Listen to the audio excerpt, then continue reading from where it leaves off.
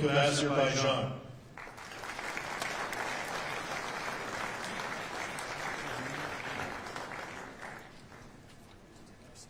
the Prime Minister of the Republic of Bulgaria,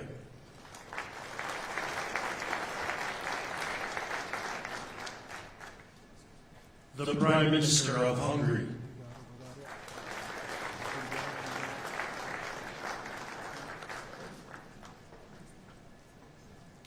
the President of the Republic of Indonesia,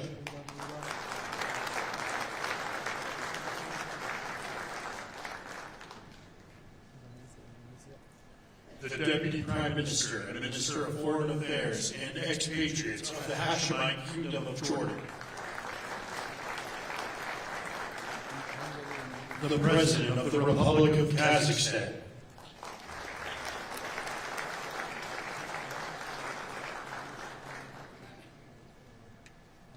the President of the Republic of Kosovo,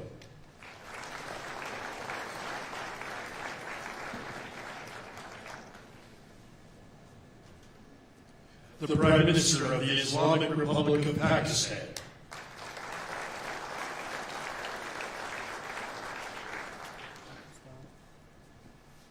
the President of the Republic of Paraguay,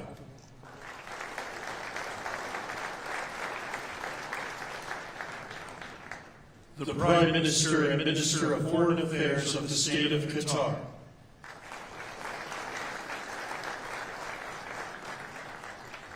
the Minister of Foreign Affairs of the Kingdom of Saudi Arabia,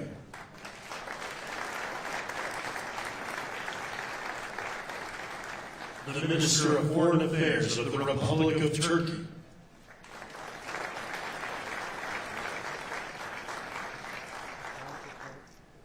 the Special Envoy to the United States for the United Arab Emirates,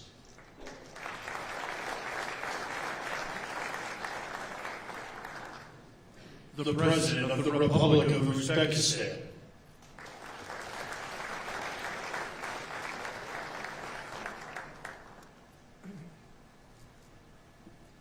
the Prime Minister of Mongolia,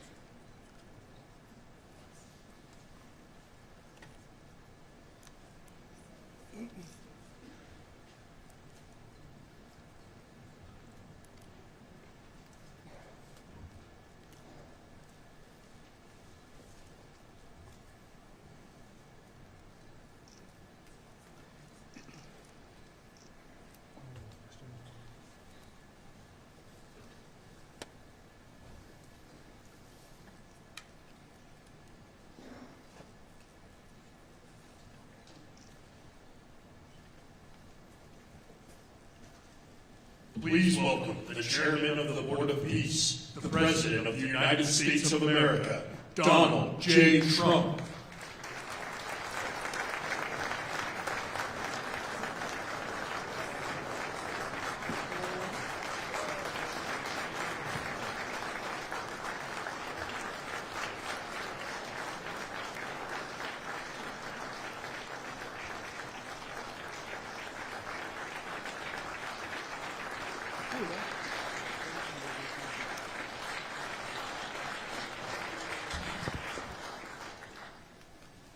Well, this is a very exciting day. Long in the making, and many countries have just received their notice. Everybody wants to be a part of it, and we'll work with many others, including the United Nations. But I want to thank you all for being here. Yesterday we had an incredibly successful visit with many of the world's top business leaders, the best, the biggest, most successful, and foreign heads of state. And now we have one of the most important meetings of all, the official formation of what is known as the Board of Peace. I want to thank Secretary of State Marco Rubio, Special Envoy Steve Witkoff, and Jared Kushner, and their extraordinary work. I mean, they've done an amazing job. We have peace in the Middle East. Nobody thought that was possible. We've settled 8 wars, and I believe another one's coming pretty soon. You know what that is? The one that I thought was going to be an easy one has turned out to be probably the most difficult. Last month, 29,000 people died, mostly soldiers. Ukraine, Russia. Think of that, 29,000, 27,000 in the month before, 26,000 in the month before that. It's terrible. We have meetings and we think we're making a lot of progress. Thanks as well to Secretary Scott Bessent, Howard Lutnick, and Chris Wright, U.S. Trade Representative, Jamieson Greer. They're all doing such an incredible job. Ambassador Callista Gingrich, who is here, doing a fantastic, really fantastic work. Thank you, Callista. And many other members of my administration who are so committed to peace, and they're also committed to great success. Very importantly, let me recognize the very first group of distinguished members of the Board of Peace. They will be introduced by name in just a moment. Caroline will be doing that introduction. And to each and every one of you, we are truly honored by your presence today. Leaders of countries, in most cases very popular leaders, in some cases not so popular, but that's the way it goes in life. Thanks as well to President Karol Nawrocki, Poland, who's a fantastic man. He just won a very big election. We're very proud of him.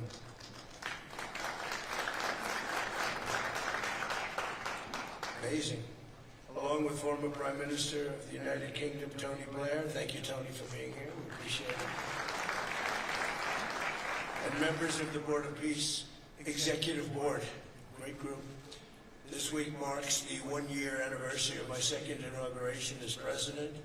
No administration in history has achieved such a sweeping turnaround in 12 months' time at home and abroad. We have a tremendous mandate. We won the popular vote by millions. We won every swing state to 7. They were saying, can you win all 7? Is it possible? Because it's not done. And we won all 7. We have a great mandate back at home. As I said yesterday, the U.S. economy is booming with virtually no inflation. It was 1.2% for the last 3 months, and we inherited the worst inflation in the history of our country. And we have economic growth now of 5.4%, looks like. And I think that number can double and triple if we do the right things. And if we change thinking so that if you announce good numbers, the markets go up, instead of if you announce good numbers, the market goes down because everybody tries to kill it by lowering or raising interest rates depending on the situation. When America booms, the entire world booms. And we have secured commitments for over $18 trillion in new investment coming into our country, which is a record by many times over, not just by a little bit, by many times. There's no country ever in history that's gotten anywhere near that number. Slashed our trade deficit by 77%. This is in 1 year. Yesterday was 1 year. And signed historic trade deals with nations from all over the globe. Today, the world is richer, safer, and much more peaceful than it was just 1 year ago. We put out all those fires. A lot of people didn't know, including me, that some of those wars were going on. And some of them were going on for, in one case, 32 years, in another case, 35 years, and another one, 37 years. We were very happy to stop the war that had started with India and Pakistan, 2 nuclear nations. And I was very honored when the Prime Minister of Pakistan said President Trump saved 10 and maybe 20 million lives by getting that stopped just before bad things were going to happen. As president, I ended those 8 wars in 9 months, including Cambodia and Thailand, and by the way, many of the leaders are here, Kosovo and Serbia, the Democratic Republic of the Congo and Rwanda, Pakistan and India, Israel and Iran, Egypt and Ethiopia. We're working on that right now. I met yesterday with a very good general and a very good leader of Egypt. We're working on a dam that was built which precludes the Nile River from getting water. It's a little tough situation. But we'll get that settled. I really had it just about settled in my first term, and then we had a rigged election. It took me out of commission for a little while, but here I am back. We'll get it settled. But it's a pretty tough situation. The dam was built, and the water doesn't come down to the Nile. When I think of Egypt, I think of the Nile, but I think of the Nile with water in it. Armenia and Azerbaijan. I mean, a lot of these leaders have become my friends. They become my friends. They're here. And of course, the war in Gaza, which is really coming to an end. We have little fires that were put out, but they were giant, massive fires, and now they're down to little fires, and we can put them out very easily. We have 59 countries that are involved in peace in the Middle East. Many of them not in the Middle East, they're near the Middle East, but they're not in the Middle East. And many have said that if Hamas doesn't do what they promised they would do, and I think they probably will, but they were born with rifles in their hands, literally born. The first day they had a rifle put into their hands, but they have to give up their weapons, and if they don't do that, it's going to be the end of them. But many countries have told me, we want to go in and do it, and they really aren't countries that you traditionally think of as being involved in that. But that's the fire. Hezbollah in Lebanon, we have to do something about that. But these are, I call them remnants, they're small remnants compared to what it was before. It was massive, large, powerful countries fighting each other. In another great victory for the ultimate goal of peace in June, we obliterated Iran's nuclear enrichment capacity with Operation, we call it Operation Midnight Hammer. And it was midnight, it was dark, no moon, and every single one of those bombs from the B-2 bombers hit the air shafts and went deep into the earth and totally obliterated everything that they were doing. They were 2 months away from having a nuclear weapon. We can't let that happen. And Iran doesn't want to talk, and we'll talk. We've also hit ISIS in Syria, and very strongly, as you know. In my first administration, I took out al-Baghdadi, the founder of ISIS, and he was trying to start it up again because due to the tremendous talent of General Raisin Khan, as I call it, he wiped out ISIS in a period of 3 weeks in my first term. You know, we had a great first term, but the second term is, I think, blowing it away, actually. But we took out ISIS, and we had, it was gone, but during the Biden administration, it formed again a little bit. We hit it very hard in Syria. And Syria, by the way, I spoke with the president, is making a lot of progress, tremendous progress, actually. We're very happy about that. We took off all sanctions, which gives them a chance to breathe. And he is working very, very hard, and I think he's going to put it all together. So many things are happening, many good things. Threats to Europe and America, and the Middle East, and other places are really calming down. It's a lot different than it was just 1 year ago. Just 1 year ago, the world was actually on fire. A lot of people didn't know it. And in Nigeria, we're annihilating terrorists who are killing Christians. We've hit them very hard. We've killed thousands and thousands of Christians. What's that all about? Much of this unprecedented success is possible because I rebuilt our military in my first term, and now we're making it even stronger. We have a budget of over $1 trillion this year, and next year we're going to $1.5 trillion. Our country's never done better economically. We're taking in numbers that we've never taken in, not only the fact that the investment is at 18 trillion plus, but our jobs numbers, everything is, I think, maybe better than ever before. I think you're going to see a lot of you are investing in our country. I think you're going to be extremely happy with your investments. I think you'll see numbers like you haven't seen before. I also secured commitments from virtually all NATO allies to increase their defense spending to 5% of GDP. Everybody but Spain. I don't know what's happening with Spain. Why would they not do that? They want a free ride, I guess. Every country but Spain increased to 5%. I don't know why. I'm going to have to talk to Spain.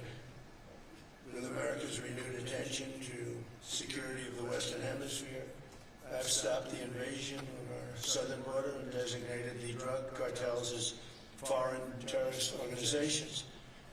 And you probably saw that we've virtually stopped almost 100% all drugs coming in by water. Now we're going to stop them on land. The land is easy. The water's tough.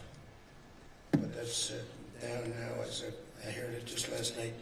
It was 97, now it's 98.1%. And we're trying to figure out who are the 2% that are willing to get into those boats. I don't think they watch television or the news. But we've taken out almost 100% of all of the drugs coming into the United States by water. Now we'll, I think, very easily stop them on land. That's the easy part. We wanted to wait until the other was taken care of. And earlier this month, thanks to the unrivaled skill, power, and might of the U.S. military, we have the most powerful military in the world by far. We captured the outlaw dictator Nicolas Maduro, and the people of Venezuela are very happy about it. And we're having great relationships with the new leaders of Venezuela. The relationships have been good. We're opening up the country to our giant oil companies, and it's going very well. We've already taken out, think of this, 50 million barrels of oil. And a lot of that's going to go back to Venezuela, and they'll do more income with us in a short period of time than they did in years. Because as much oil as they have, and they have a lot, just about the most. After us, there's a couple of countries that are in that category, but we have the most, actually. And they're second between Venezuela and us. We have 62% of the world's oil, but they have very little production, so they'll have a lot of production. All the oil companies, we had meetings, you probably saw all the oil companies want to go in, they want to go in immediately. They're already touring the sites. But our military was amazing. That strike was amazing. We had a second wave coming. We didn't need it. They said, no second wave. We don't want a second wave. The first wave was enough. And then, of course, we're working to end the horrible killing in Ukraine, a war that should never have happened and would have never happened if I were president. That was not going to happen. I used to speak to Vladimir Putin about Ukraine, and it was the apple of his eye, but he would never have ever done something. You can't do that, Vladimir. As part of this historic record of major peace initiatives, today we're announcing more details regarding the Board of Peace, so important. This board has the chance to be one of the most consequential bodies ever created, and it's my enormous honor to serve as its chairman. I was very honored when they asked me to do it.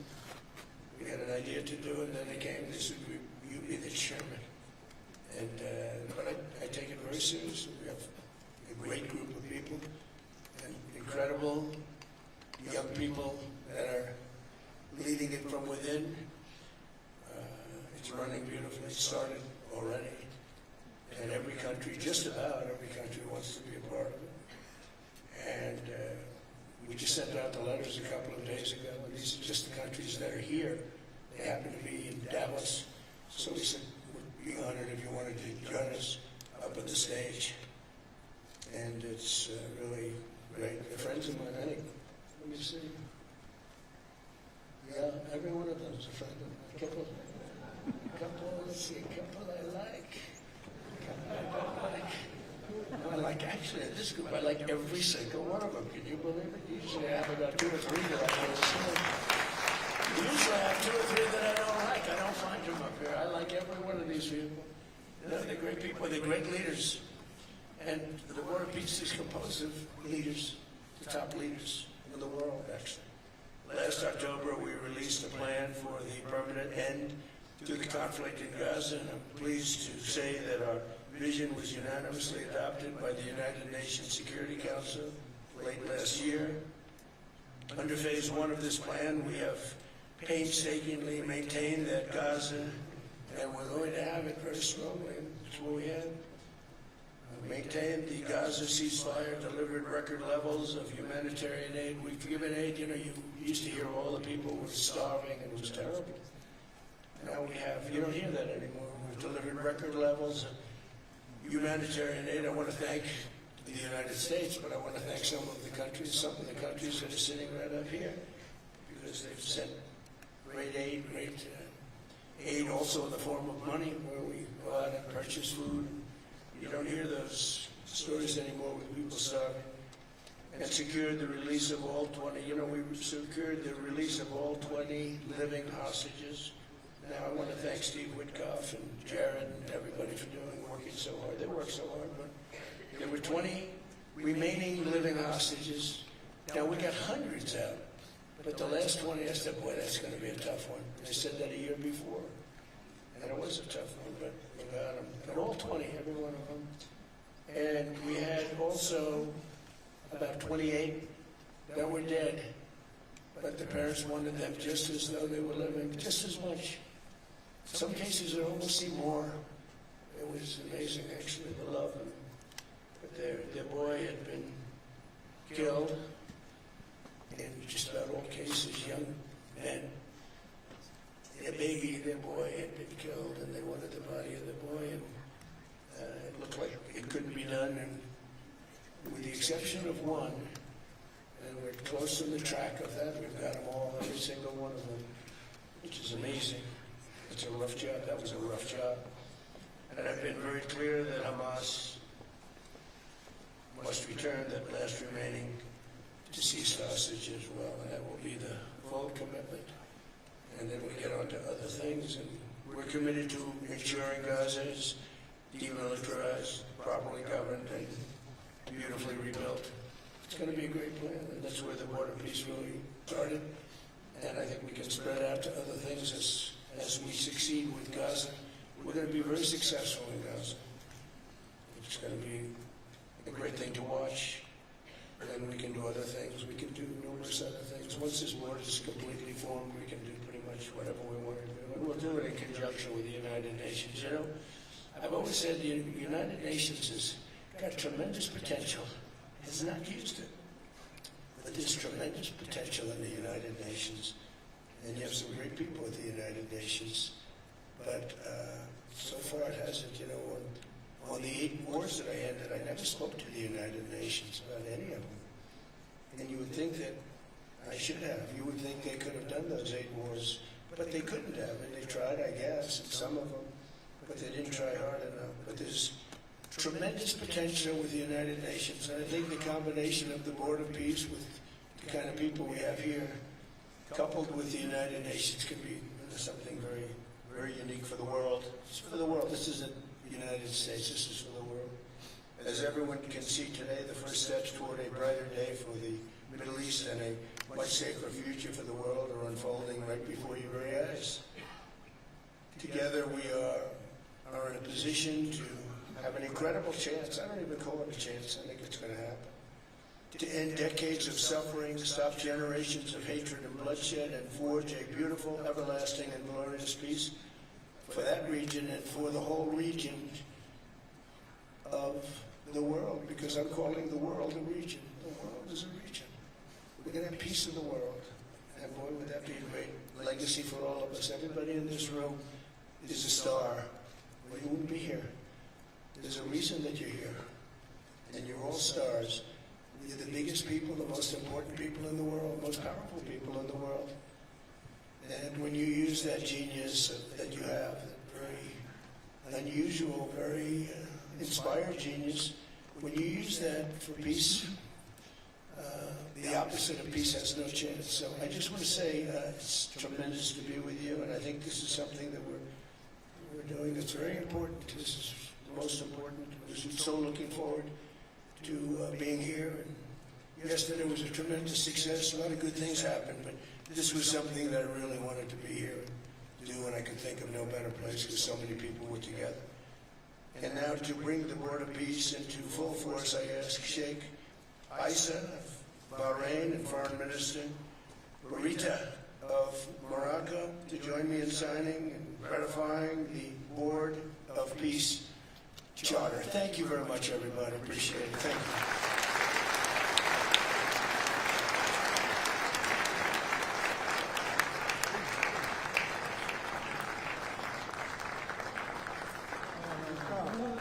Sit.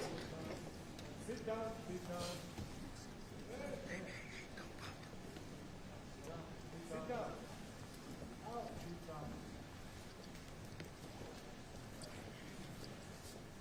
Sit down, please. Sit down.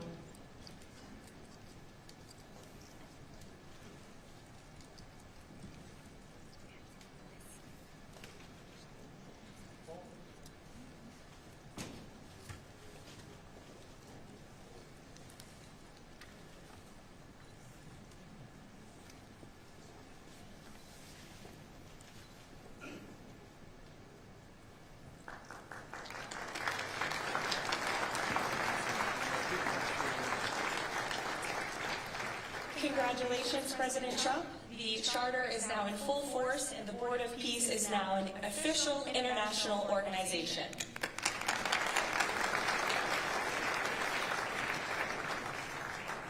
We will now continue the signing ceremonies, beginning with the President of Argentina and the Prime Minister of Armenia.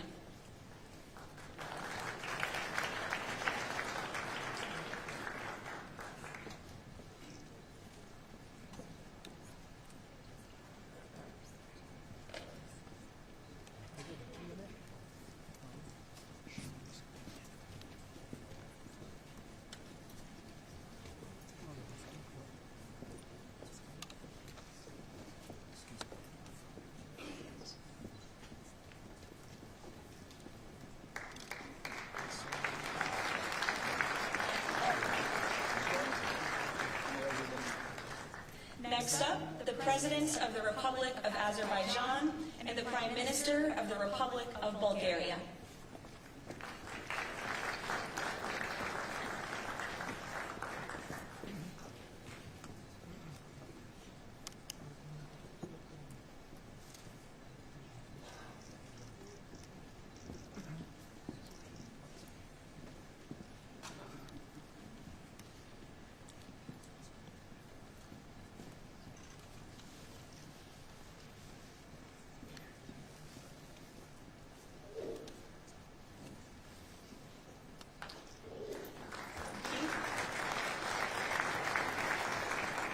Next, the Prime Minister of Hungary and the President of the Republic of Indonesia.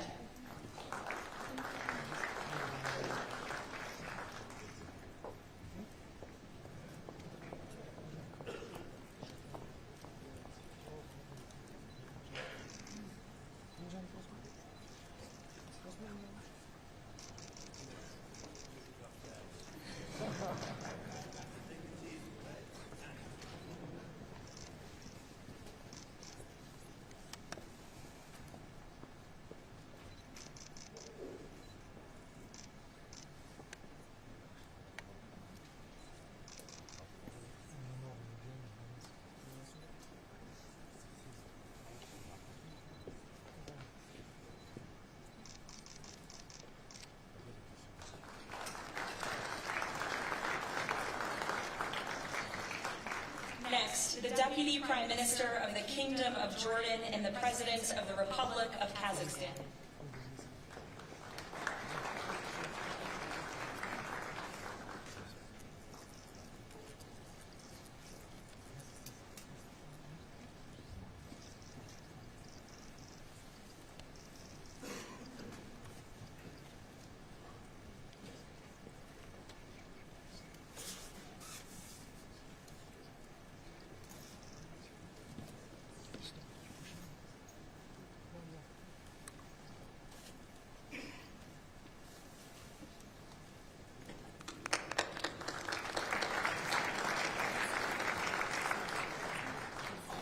Next, the President of the Republic of Kosovo and the Prime Minister of the Islamic Republic of Pakistan.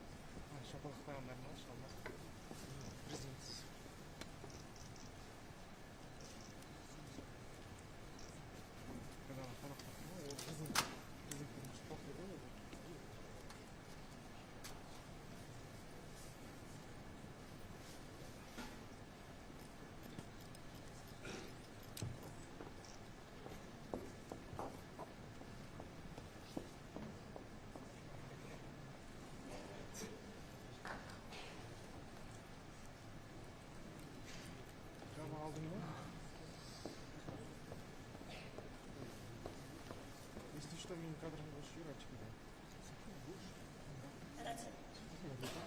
Thank you.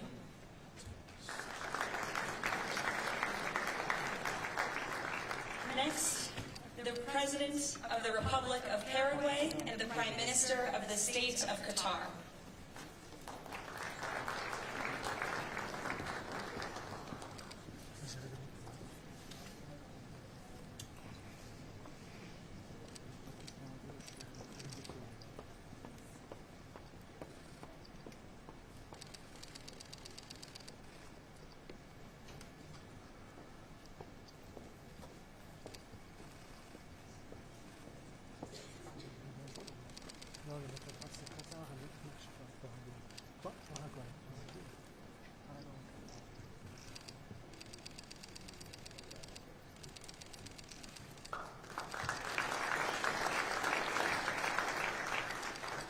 Next, the Minister of Foreign Affairs of the Kingdom of Saudi Arabia and the Minister of Foreign Affairs of the Republic of Turkey.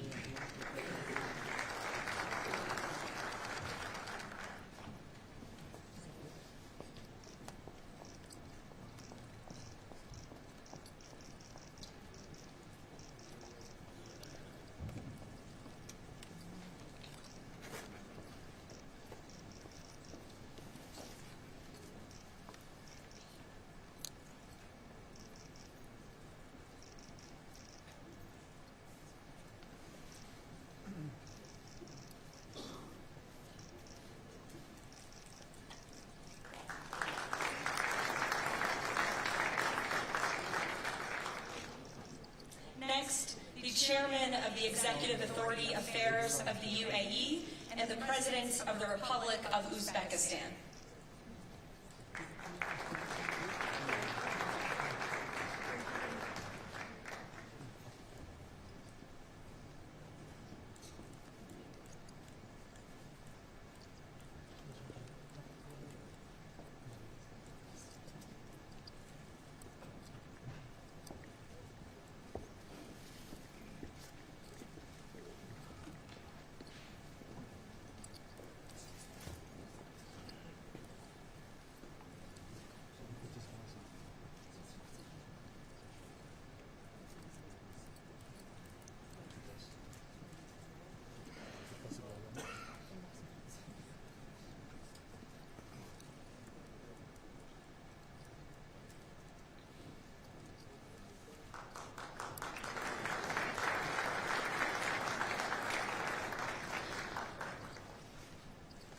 And last but not least, the Prime Minister of Mongolia.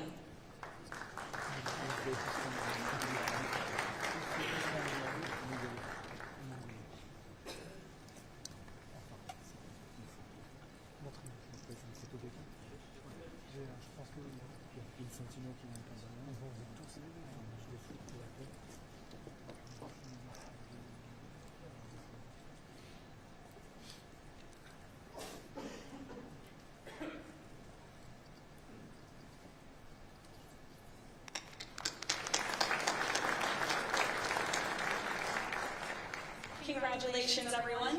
This concludes the signing ceremony. If President Trump and all of the Board of Peace members could please join the President around the table.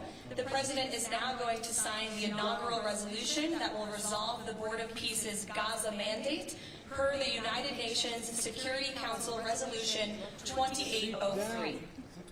Sit down.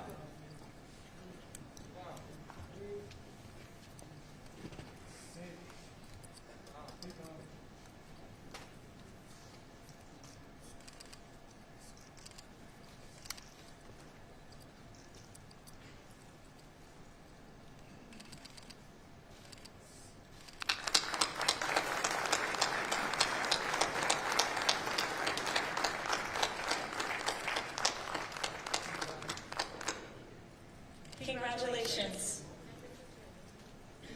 If President Trump and all Board of Peace members could please take their seats in the front.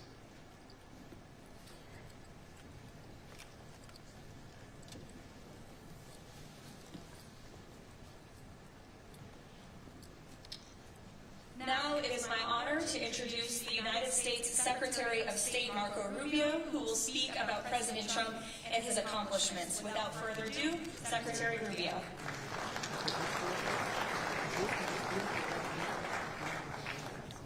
Thank you very much. It's an honor to be here today. It's an honor to serve as the Secretary of State during a historic presidency. And it's a historic presidency because the President of the United States, Donald J. Trump, is someone who is not limited by what others say is possible or what others say is impossible. He's not limited by some of the things that have happened in the past, and he's willing to talk to or engage with anyone in the interest of peace, always putting the American people and our national security first, but understanding that in the world that we share with so many others, peace is paramount to all of us. We are here today because of President Trump's vision. If we go back just a few months ago, people thought what was happening in Gaza was impossible to solve. 28 hostages that were dead, others that were still living, all these hostages that were being held. No one thought that that would ever come to a resolution without more fighting and more bloodshed along the way. In fact, frankly, many thought it was intractable. And sadly, many of the institutions that have served us well in many cases for the last 70 years were unable to do anything about it. But President Trump had the vision and the courage to dream the impossible, to believe that it was doable, and to pursue it with all of his heart.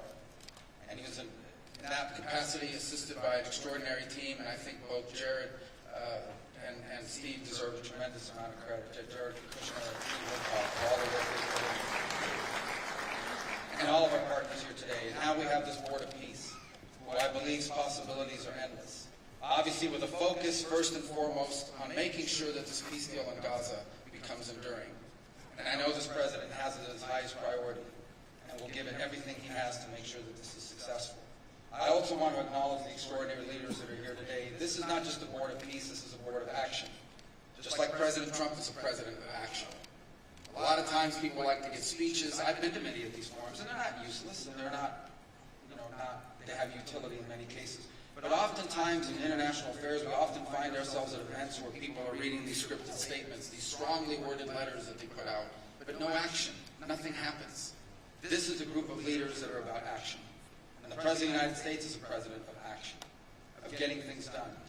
And today is the beginning of that, of a new era and a new stage that we think is so important as a model to the rest of the world of what is possible. And clearly the focus is right now on Gaza and making sure that the plan that's about to be presented to you here today, this vision for the future of Gaza, this vision for the future of the region, is not just possible, promising. It is our destiny if we put the time and the effort that it requires, as I know this board will do. But I also think it will serve as an example of what's possible in other parts of the world. Without losing focus on what's before us now, this is what's possible for other places and other conflicts that seem impossible to solve right now.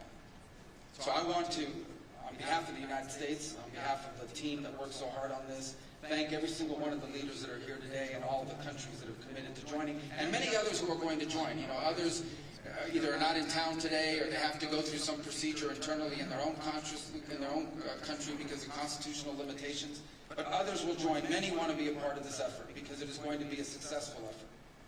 And you see it reflected here today among countries of different backgrounds from different parts of the world, majority Christian some, majority Muslim others, who come together. In fact, former adversaries who have joined here as part of this Board of Peace. And all was possible, and I want to acknowledge this again, because of the vision and the drive of the President of the United States. So thank you all for joining us here today. We appreciate it very much.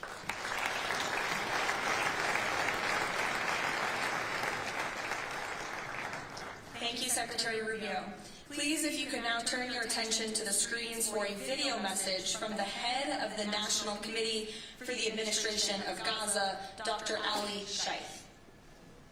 Distinguished leaders, colleagues and friends, it is an honor to be here today. I want to start by thanking President Donald J. Trump and his administration for their intensive efforts to advance peace in the whole region. I also thank Egyptian President Abdel Fattah al-Sisi, Qatar, and Turkey as mediators with the Palestinian Authority and members of the United Nations Security Council for welcoming the comprehensive peace plan.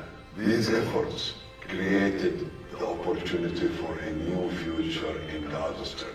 But what will really matter is what comes next. This transition will succeed only if it delivers real, tangible improvements in daily life for Gazans. As Chief Commissioner of the National Committee for the Administration of Gaza, it's my responsibility to turn this moment into action, to restore order, to rebuild institutions, and to create a future for the people of Gaza defined by opportunity and dignity, under the principle of one authority, one law, and one weapon. As a first step, I am pleased to announce the Rafah crossing will open next week in both directions. For Palestinians in Gaza, Rafah is more than a deal. It is a lifeline and symbol of opportunity. Opening Rafah signals that Gaza is no longer close to the future and to the war. I want to be clear, there is much more work ahead, and none of it is easy. The road forward will involve difficult decisions and setbacks, but this is a real step, and it marks a new direction. Now, I would like to address the people of Gaza.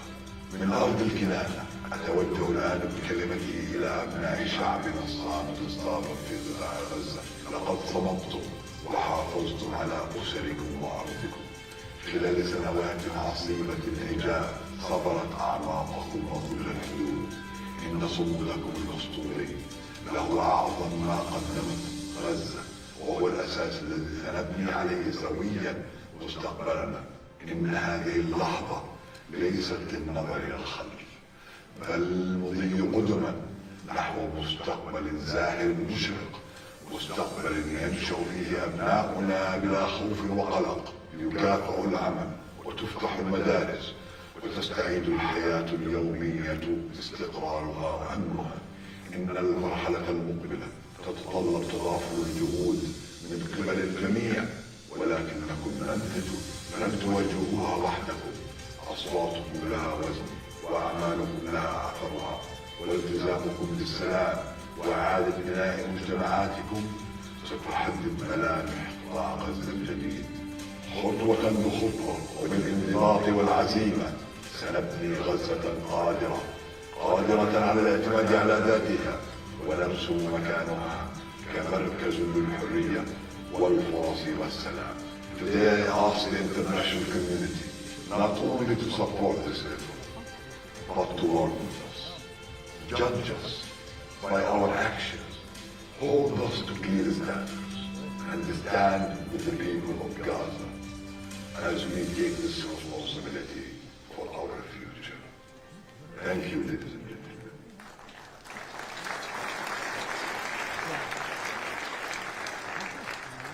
I now would like to welcome to the podium U.S. Special Envoy Steve Witkoff and Jared Kushner.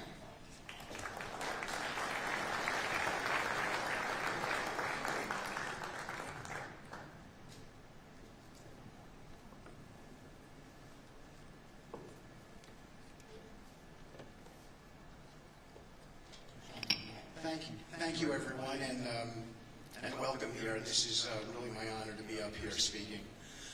I remember when the President asked Jared, I, and of course our great Secretary of State, to work on something that the world thought was impossible and unattainable.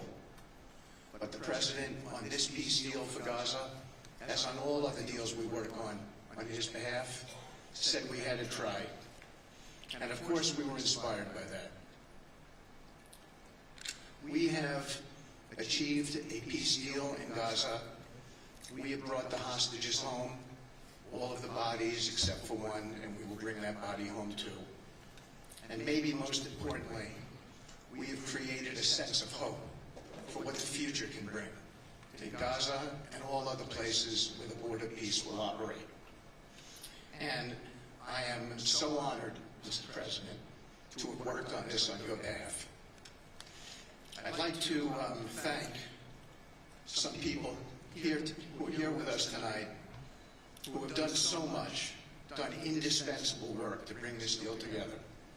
Sheikh Mohammed, my good friend from Qatar, and Ali Al-Tawadi, Akan, Fidan, and Ibrahim, General Hassan, and Foreign Minister Badr Abdulati, and of course, President Sisi, and Prime Minister Netanyahu, former Special Envoy Ron Dermer, and Michael Eisenberg for all that they did.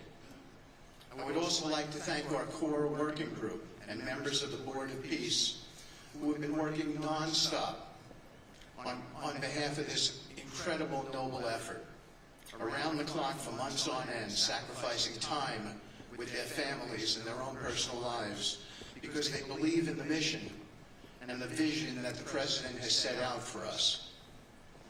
I'd also like to thank, those people include Tony Blair, Yakir Gabay, Josh Grunbaum, Aryeh Lightstone, Laurent Tonkman, Admiral Cooper, General Frank, and I probably have forgotten some along the way.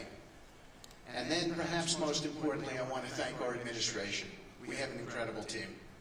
It's amazing to work for this administration. I think to see the results that we get on behalf of the President because he inspires us so much. So I'd like to thank the Vice President of the United States, J.D. Vance, for all of his help and guidance, our Treasury Secretary, of course, the Secretary of State, who we work hand in glove with, and a special thanks to our Chief of Staff, Susie Wiles, who is always available to us for consultation, for steering, and for all else that she does. Thank you.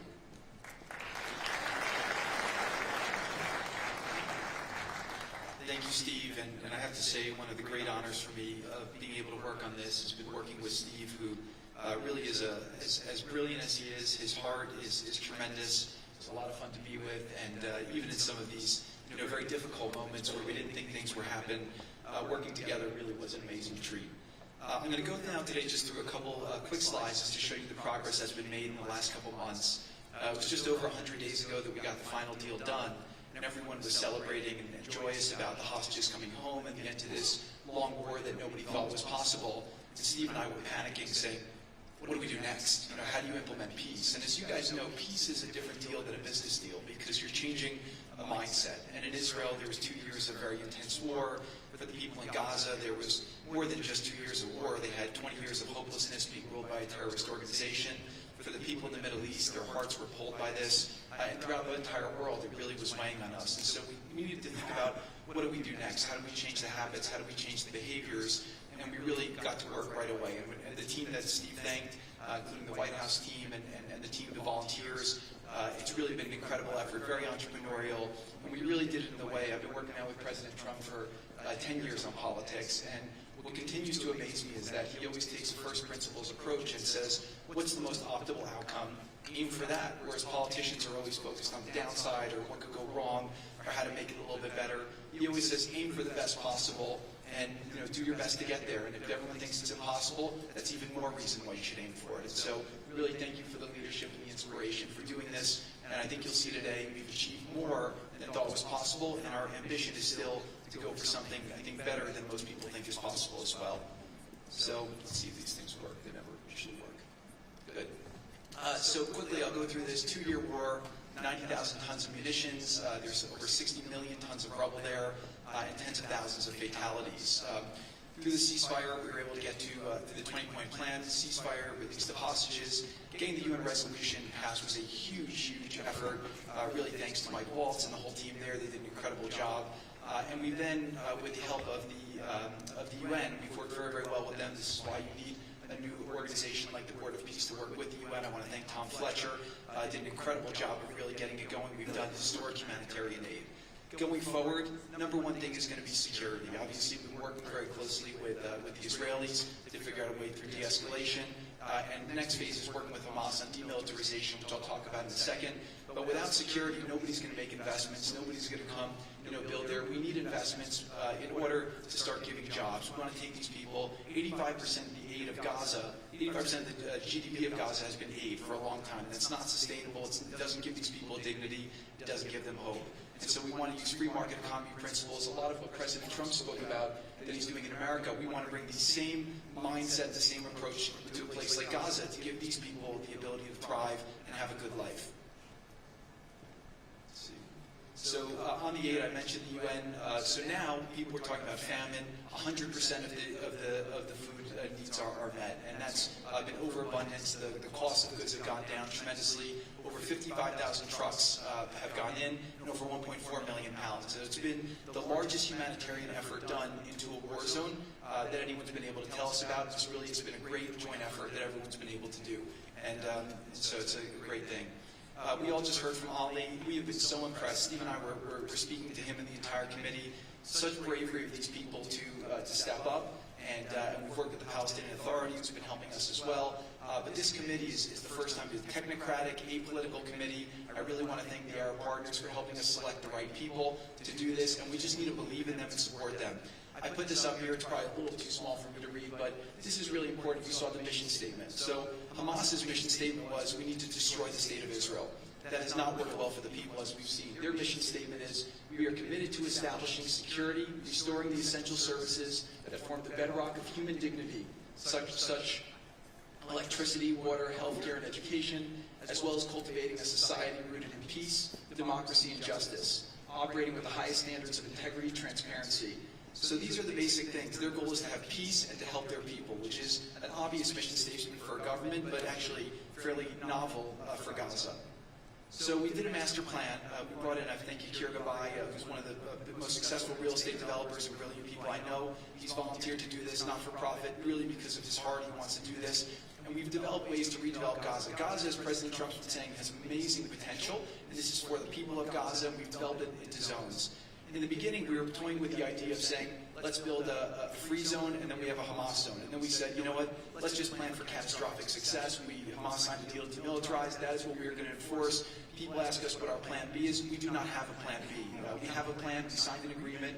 We are all committed to making that agreement work. There's a master plan. We'll be doing it in phasing. In the Middle East, they build cities like this in 2-3 million people. They build this in 3 years. And so stuff like this is very doable if we make it happen. Rockville we'll start with. This will show a lot of workforce housing. We think this can be done in 2-3 years. We've already started removing the rubble and doing some of the demolition. And then New Gaza. It could be a hope, it could be a destination, have a lot of industry, and really be a place that the people there can thrive, have great employment. Once this starts going, we think there should be 100% full employment and opportunity for everybody there. And we have a lot of data on what can be, but we think that this really gives the Gazan people an opportunity to live their aspirations. But it all starts with security, and it all starts with governance. Final note I'll just say on the Board of Peace, which is that all the lessons we're doing is we're basically studying the best practices from all over the world, and we're watching who does education the best, who does healthcare delivery the best. All of these things it's not secret IP. All this is IP that the Board of Peace is going to make public, and we want to encourage all the countries to be able to follow these best practices. A lot of the things that President Trump is doing in America, if they're working, we should all be copying them. If we find what's working in other countries, we should be copying them too. And so what the Board of Peace will have the ability to do if we're successful with Gaza is really show how do you do peace implementation, which is something that when we got this deal done, we didn't really find too much expertise or know-how on how to do it. So as we're creating this system, hopefully it's something that we can just document these learnings and make them available to all else who want to use them in the future. So demilitarization, this is something we're starting now. We have a new government in Gaza. This government will be working with Hamas on the demilitarization to really take the principles that were agreed to in the document to the next phase, and hopefully that will be successful. Without that, we can't rebuild. So if Hamas does not demilitarize, that will be what holds back Gaza and the people of Gaza from achieving their aspiration, and that's very important. So the next 100 days, we're going to continue to just be heads down and focused on making sure this is implemented. We continue to be focused on humanitarian aid, humanitarian shelter, but then creating the conditions to move forward. So thank you. Final point I'll just make is this is really only possible because of the work of so many people and President Trump's great leadership. but a lot of you have been asking how can we help. So the countries have all been incredibly generous. We'll be doing the first conference where we'll announce a lot of the contributions that will be made in a couple weeks in Washington. From the private sector, there'll be amazing investment opportunities. I know it's a little risky to be investing in a place like this, but we need you to come, take faith, invest in the people, try to be a part of it. And then finally, I'll just talk to people on the media and on the social media, which is this deal only happened because we worked with Israel, we worked with Turkey, we worked with Qatar, we worked with Saudi, we worked with Egypt. I mean, everyone worked together. We worked with UAE. We all worked together to make this happen. I see a lot of people trying to escalate, criticizing Israel or Israelis criticizing Turkey or Qatar. Just calm down for 30 days. I think that the war is over. Let's do our best to try working together. Our goal here is peace between Israel and the Palestinian people. Everyone wants to live peacefully. Everyone wants to live with dignity.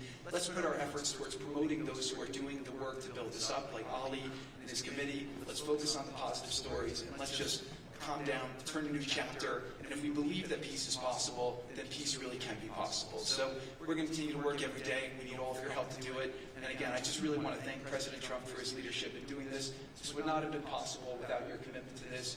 Everyone thought it was impossible to end this war. You never gave up. You never stopped. Every time there was a setback, you told us to try harder. You gave us different ideas. And we've made several impossible things happen just in Gaza to date, and there's no reason why you shouldn't be able to make even more impossible things happen. So really thank you for your amazing leadership.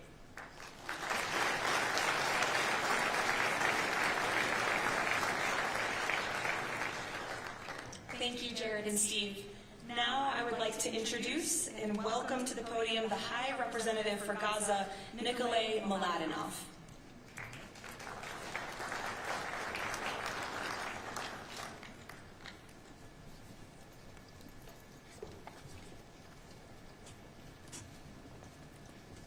Mr. President, it's a great honor and a massive responsibility for me, for my team, for all of us to be here with you to begin this journey. Who would have thought 2 years ago that we will be sitting here with this group of countries, with this leadership, giving the people of Gaza a new chance?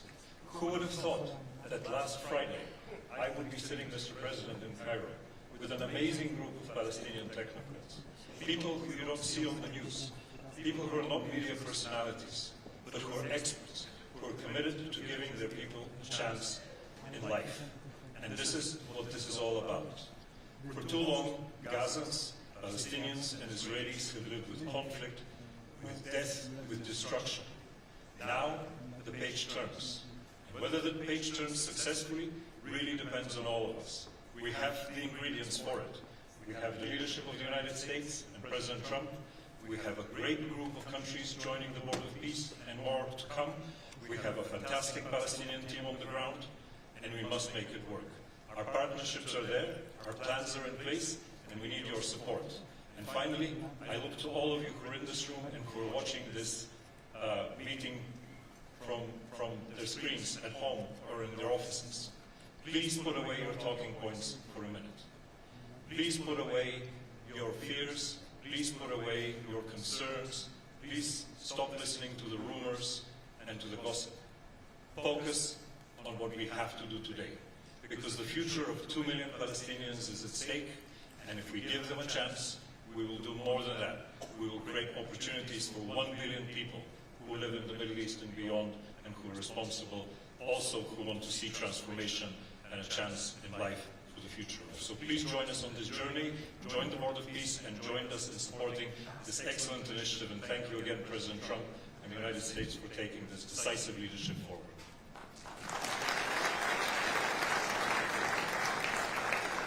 Thank you. President Trump, would you like to make some concluding remarks?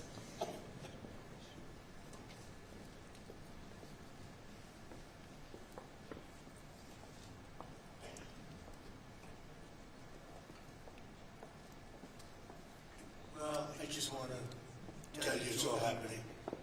And one of the first things I said when we really got involved in this project, and it's a big one, but it's very doable, I said to Jared, Steve, and some of the other folks, including Larry Fink, and congratulations on the great success. The two of you have done a fantastic job. This is bigger and better than ever. We usurped some of your time. For for a very important reason, and you understand that better than anybody, and we appreciate that you're here very much. Thank you both very much. But I said that, you know, this is a great location. It all begins, see, I'm a real estate person at heart, and it's all about location. And I said, look at this location on the sea. Look at this beautiful piece of property, what it could be for so many people. It'll be so great. People that are living so poorly are going to be living so well. But it all began with the location. It's the vision. They look out on the waters, and very few places are like it. So we put together a team that's outstanding, a team that's done it before, a team that I think has done tougher jobs, if you want to know the truth. Done some tough jobs. And we continue to, as far as the United States is concerned, we're behind it. And the United States has never been stronger, never been bigger, better. It's doing really well. You see that, building thousands of businesses, plants, factories all over the United States are right now under construction. Nobody's ever seen anything like it. And this is just an honor to be involved with this, and to be involved with the great people in this room and the great leaders that are sitting on stage. We thank you very much. And we have many others that have signed up, and they all want to be members of the Board of Peace, because it really will be important. This is not going to be a waste of time. We waste so much time on things that never happen. This will happen, and it's already happening. Thank you very much, everybody. It's a great honor to be with you. Thank you. Thank you.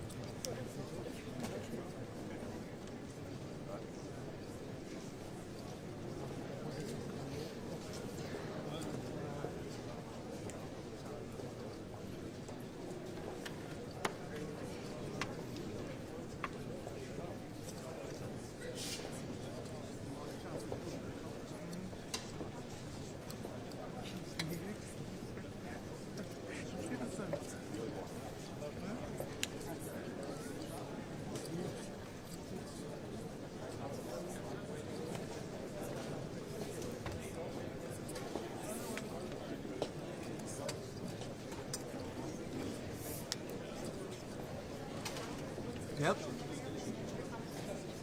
All right.